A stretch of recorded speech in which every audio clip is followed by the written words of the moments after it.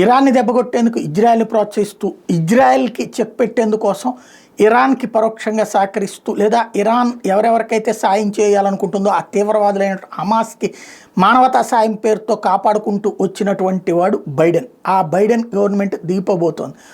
రెండు వైపులా ప్రేరేపించి యుద్ధాన్ని తయారు చేసి ఆ యుద్ధానికి కావాల్సిన ఆయుధాల కోసం తన దేశంలో తయారైనటువంటి ఆయుధ తయారీ సంస్థల ద్వారా ఒప్పందాలు చేయించి లబ్ధి పొందినోడు అమెరికా వాడు, నష్టపోయినోడు ఇజ్రాయెల్.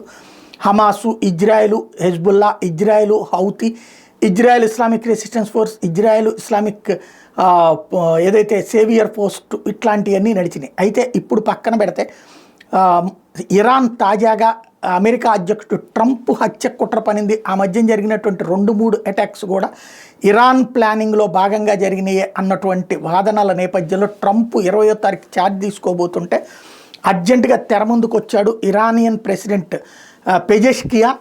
మేము ఎలాంటి అటెంప్ట్ చేయలేదు, ట్రంప్ని హత్య చేయాల్సిన అవసరం మాకు లేదు, ఇరాన్ అట్లాంటి ఉద్దేశంతో లేదు అని చెప్పుకొచ్చాడు.